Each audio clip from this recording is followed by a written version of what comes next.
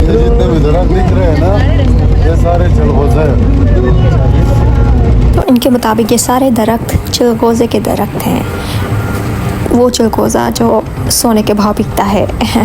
आप तो अफोर्ड कर नहीं पाते। खैर चले हम धक्के खाते हुए आगे बढ़ते हैं। ये व्यू बहुत ही प्यारा है यार। और भैया जब आपको सनरूफ से निकलने का मौका मिले तो निकल जाया करें, व्यू अच्छा आता है।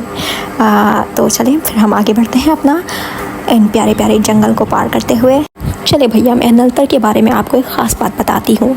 यहाँ पे हर थोड़ी देर के बाद एक आपको नया व्यू देखने को मिलता है।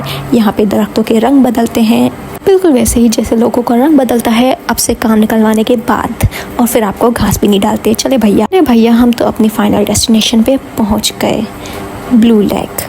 इसकी ज़रा खूबसूरती चेक कीजिए, और ऑटम के टाइम पर तो इसकी खूबसूरती क्या ही कहना है ना।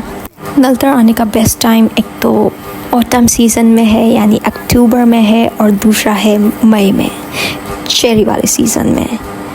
ब्लू लेक पर एक प्यारा सा झूला लगा है जो आप 100 रुपये में खा सकते हैं। वैसे देते वक्त तो हमें उसमें भी मौत आती है, बट खैर हम फिर भी खा के एंजॉय करते हैं। ज़रा देखें ये लेक कितनी खामोश है, बिल्कुल आपके बच्चों की तरह, जो कि नहीं है।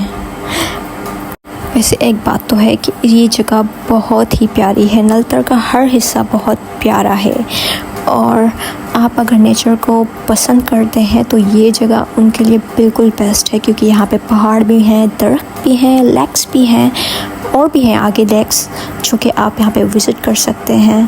पास में ही बच्चे कुछ खुशपुश कर रहे हैं, चलें उनकी खुशपुश सुनते हैं। अगर आपको समझ आए तो बताएं।